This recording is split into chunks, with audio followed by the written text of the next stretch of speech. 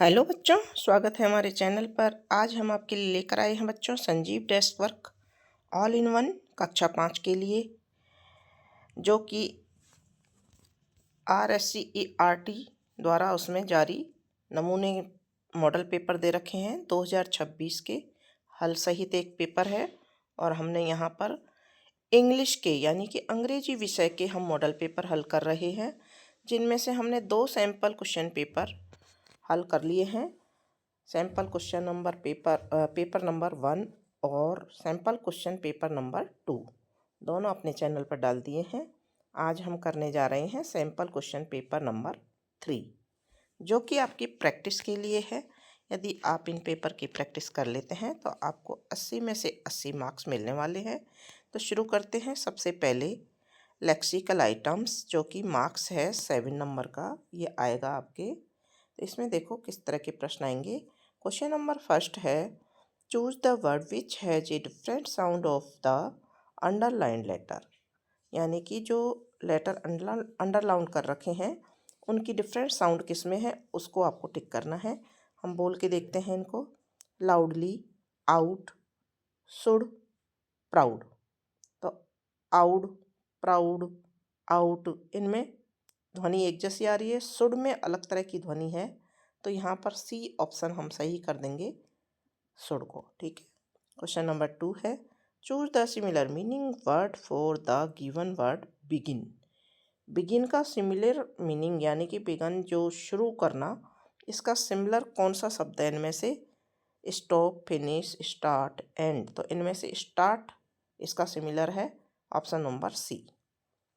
Question number 3 है, Republic Day is celebrated. Fill in the blanks में क्या आएगा? 26 जनवरी। तो यहाँ पर आ जाएगा बी ऑप्शन सही हो जाएगा, ऑन 26 जनवरी। तो ऑन यानी कि बी ऑप्शन यहाँ पर सही कर देंगे।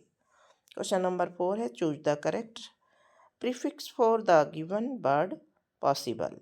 पॉसिबल के लिए प्रीफिक्स जो वर्ड है इनमें से कौन सा है? इम। इसको अगर लगाते हैं तो बन जाता है impossible.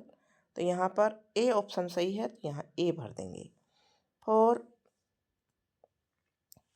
Centuries I have been called the Maruganga. Maruganga जो है उसके बाद में फिल इन द ब्लैंक्स दे रखा है, the Ganga of the desert. इसको डेजर्ट यानी रेगिस्तान की गंगा कहा जाता है। तो यहाँ पर मरुगंगा और fill in the blanks the Ganga of desert, इनके बीच में क्या आएगा? और आएगा। ठीक है। तो यहाँ पर बी ऑप्शन हम सही कर देंगे। क्वेश्चन नंबर 6 है, what a fill in the blanks crown.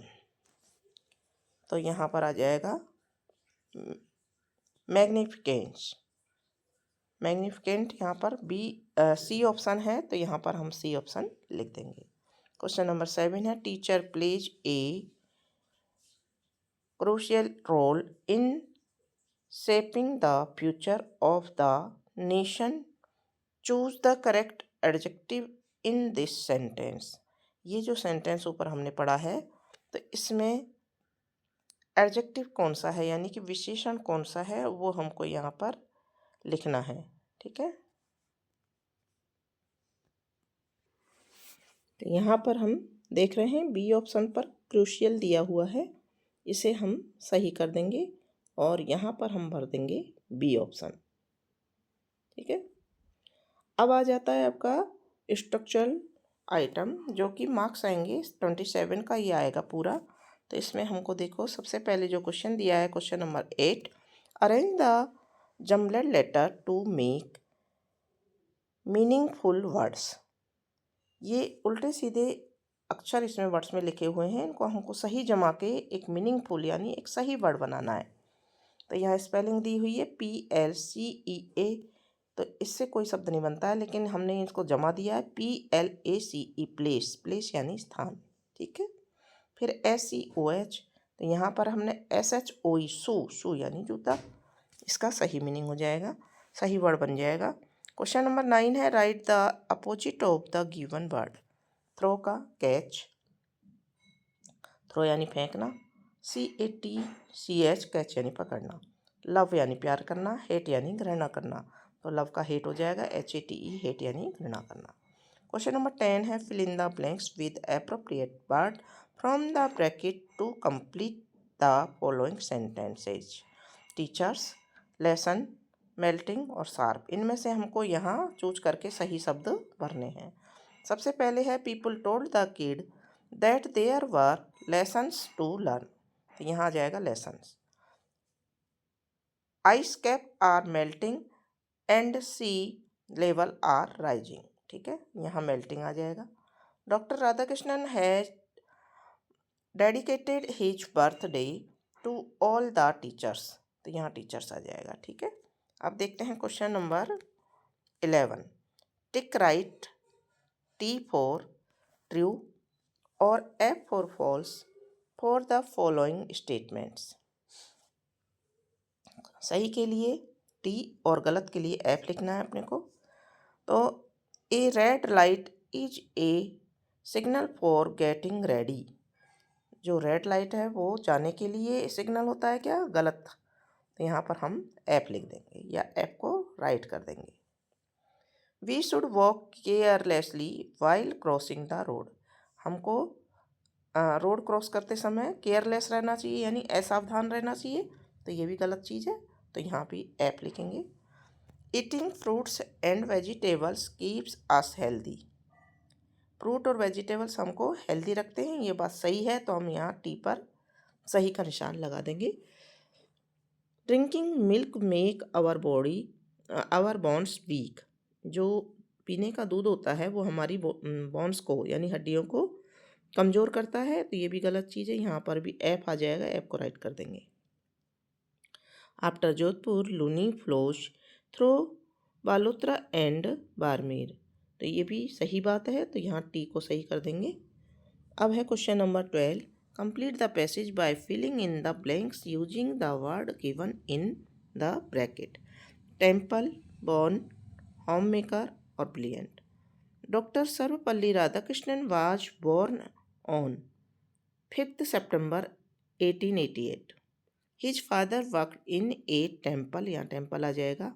His mother was a home maker, या होम मेकर आ जाएगा। He was a brilliant student, ठीक है, तो ये हमने सब भर दिया है। इसके बाद में आ जाता है क्वेश्चन नंबर 13।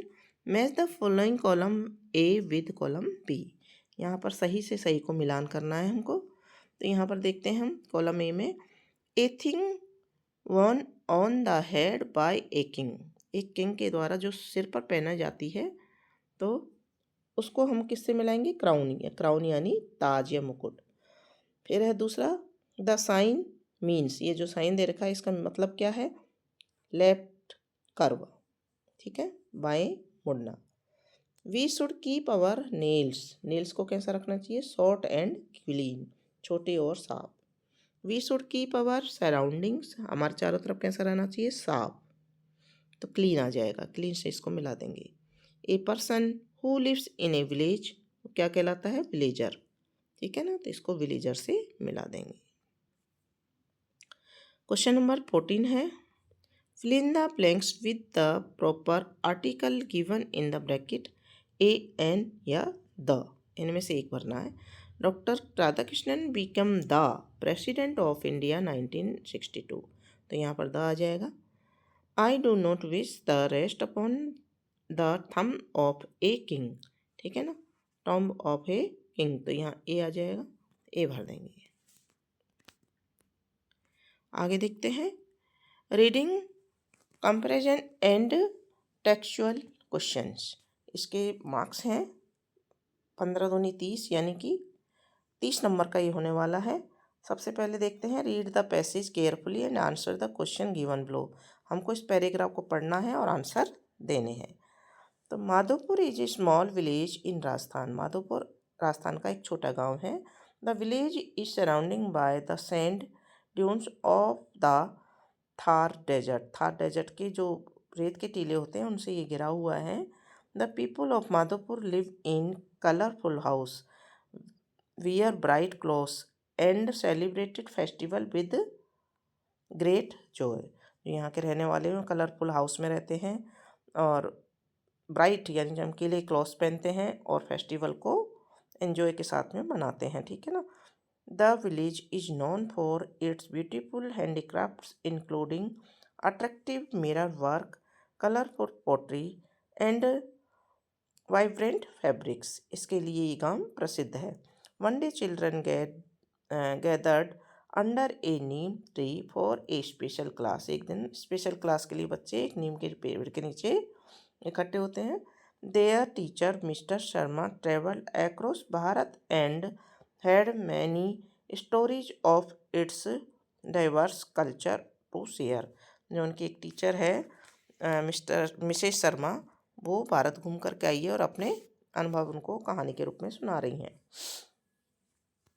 क्वेश्चन नंबर 15 है वेयर इज माधोपुर। तो माधोपुर का हमने ऊपर पढ़ा है, Madhopur village is in the Thar desert of Rajasthan. Thar के डेजर्ट के अंदर है। By what is the village Madhopur surrounded. तो कहाँ किस चीज़ से घिरा हुआ है? Village Madhopur is surrounded by sand dunes. अब है read the passage and write opposite gender of the following word. Mrs का मिस्टर। क्वेश्चन नंबर 16 है how do the people of Madhopur live.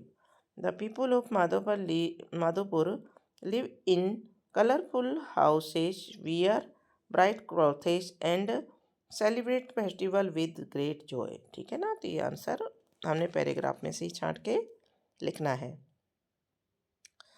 What is the Madhopur known for. Madhopur is known for its beautiful handicrafts, including attractive mirror work, colorful pottery and vibrant fabrics। ठीक है, तो ये यहाँ तक उत्तर इसका आ जाएगा।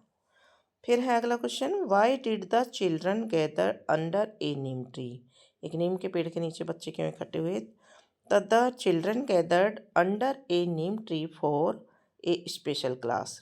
एक स्पेशल क्लास के लिए बच्चे नीम के पेड़ के नीचे इकट्ठे हुए थे। क्वेश्चन नंबर 17 है what did the teacher want to share. जो टीचर थी उनसे क्या शेयर करना चाहती थी? तो द टीचर है ट्रेवल्ड अक्रॉस भारत, वो भारत घूम करके आई थी। तो she wanted to share the diverse culture of Bharat she had seen. जो उसने देखा था उस कल्चर को उनसे शेयर करना चाहती थी। फिर है read the passage carefully and right one word for the following paras. A large area covered with sand. जो बड़ा एरिया जो सैंड से ढका रहता है उसको क्या कहते हैं? डेजर्ट, यानी कि रेगिस्तान। DESERT, डेजर्ट कहते हैं इसको। ठीक है, इसके बाद में है read the passage carefully and write the plural for the following words. तो यहाँ पर हमको बहुवचन लिखने हैं। चाइल्ड का बहुवचन चिल्ड्रन होता है, CHILDREN, इसमें REN लग जाता है।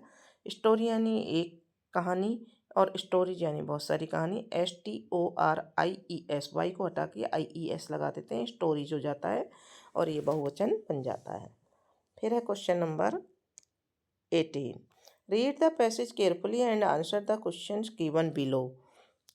तो इसको पहले पढ़ लेते हैं हम पैसेज को। It's rainy day at my house, it's rainy and windy. वर्षा का दिन था और ये रेनी और वाइंडी यानी हवादार था। The pretty fall leaves are flying in my yard, they are beautiful. जो पत्तियाँ थी उड़ रही थी ना, बहुत सुंदर लग रही थी। They are orange red brown and gold. कैसे कैसे कलर की थी? ऑरेंज थी, रेड थी, ब्राउन थी और गोल्ड थी। They are falling off the trees in my yard. मेरे जो बगीचा था बाहर का जो था खुला, उसमें ट्रीज से यानी पेड़ से गिर रही थी। I like to watch the leaves fly. मैं उन पत्तियों के उड़ने को देख रहा था।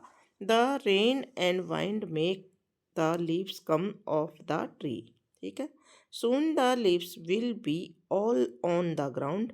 आई can help my mom and dad rake them up. I like this time of year. ठीक है, तो अब क्वेश्चन नंबर 18 इसमें दे रखा है what kind of day it is it at the boys house. तो यहाँ पर कैसा था? रेनी डे था ना, it's rainy and windy day at the boys house. What is the colour of the fall leaves. जो लीव्स घूम रही थी, गिर रही थी, उनकी कलर क्या थे? The fall leaves are orange red brown and gold.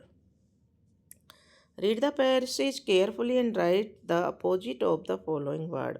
अगली, अगली का क्या हो जाएगा? ब्यूटीफुल। अगली यानी भद्दा या गंदा, और ब्यूटीफुल मीन्स सुंदर, BEAUTIFUL, ब्यूटीफुल मतलब सुंदर। क्वेश्चन नंबर 19 है, where are the leaves falling off. जो लीव्स थी वो कहाँ गिर रही थी? तो यहाँ पर आ जाएगा इसका answer, the leaves are falling off the trees in the yard. ठीक है। फिर है, what makes the leaves come off the trees. The rain and wind make the leaves come off the trees. जो वर्षा थी और जो हवा थी उनको पेड़ से अलग कर रही थी। Why does the narrator like to watch the leaves. लेखक को लीव्स देखना क्यों अच्छा लग रहा था?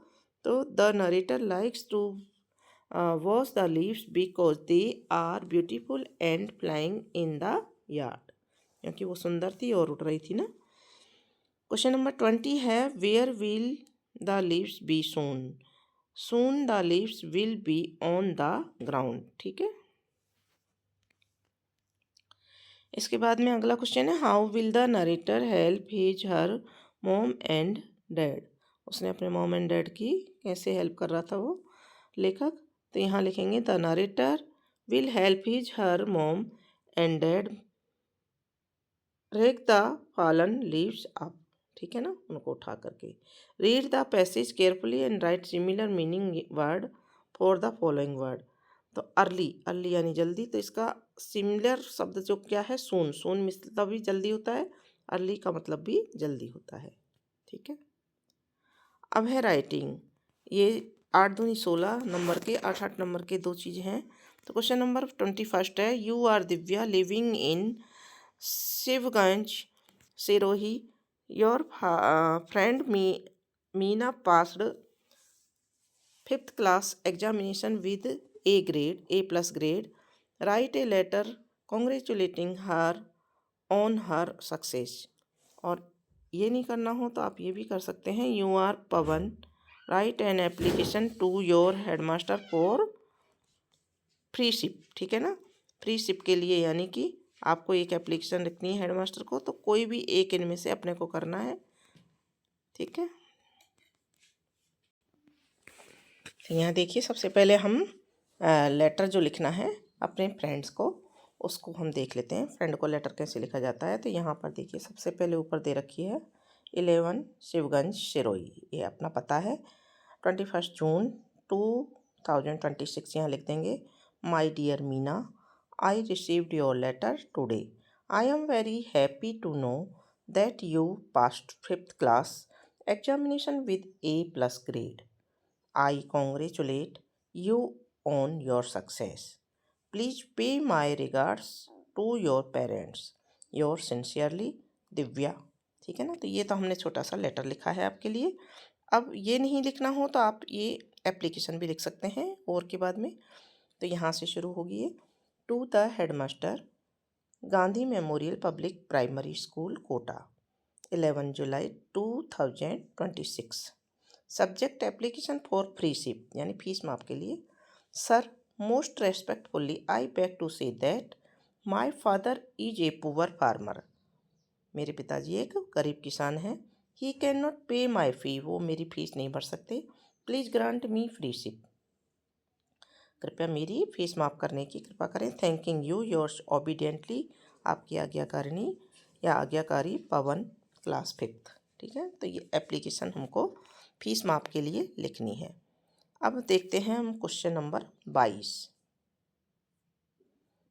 क्वेश्चन नंबर 22 में दे रखा है, look at the picture given below, right 4 sentences based on the given picture. यानी पिक्चर को देखो और आपको सेंटेंस लिखने हैं कितने? 4 सेंटेंस लिखने हैं उस पिक्चर को देखकर कि क्या क्या उसमें दिया हुआ है। तो जो पिक्चर है उसको आप देख लीजिए। ये देखिए पिक्चर दे रखी है, इस पर अपने को सेंटेंस लिखने हैं 4। तो यहाँ हम इसका उत्तर देख लेते हैं। हमने लिखे हैं, देयर इज ए जू इज दिस पिक्चर। इस पिक्चर में, इस चित्र में एक जू का, चिड़ियाघर का दृश्य है। There are wild animal like elephant and tiger. यहाँ पर जंगली जानवर दिखाई दे रहे हैं, एलिफेंट और टाइगर जैसे। There are some ducks also, यहाँ पर कुछ बतख भी हैं। चिल्ड्रन आर वॉचिंग देम, बच्चे उनको देख रहे हैं। ठीक है, तो इस तरह से। और जो आगे का क्वेश्चन है 22 में, अथवा में क्या दिया हुआ है देखिए, कंप्लीट द स्टोरी, यानी कि कहानी को पूरा करो। ए फार्मर एंड हैन, एक किसान और मुर्गी की। With the help of suitable word given in the bracket, greedy, sad, golden, no, hen, stomach, farmer, eggs. तो यहाँ पर खाली जगह में हमको इनमें से छांट कर शब्द लिखने हैं, जो सही जगह पर सही शब्द। Once there was a farmer, यहाँ फार्मर आ जाएगा। ही हैड ए हैन, एक उनके पास एक मुर्गी थी, तो यहाँ हैन आ जाएगा। It gave him one golden egg daily, वह प्रतिदिन एक गोल्डन एग देती थी, तो यहाँ गोल्डन आ जाएगा। द फार्मर वाज ग्रेडी, जो किसान था कैसा था, ग्रेडी यानी कि लालची था, यहाँ ग्रेडी आ जाएगा। He thought to take out all the egg, वो सोचता था कि सारे अंडे मैं एक ही बार में निकाल लूँ, तो यहाँ एग आ जाएगा। ही कट हर स्टोमक, उसने उसका पेट काट दिया, यहाँ स्टोमक आ जाएगा। देयर वाज नो एग्स, यहाँ पर वहाँ पर कोई एग या अंडे नहीं थे, तो यहाँ पर नो आ जाएगा। The farmer was very sad, किसान बहुत दुखी हुआ, तो यहाँ सैड आ जाएगा, सैड यानी दुखी। तो आपकी स्टोरी कंप्लीट हो जाएगी। ये हमें लालच नहीं करना चाहिए, इसका मोरल है।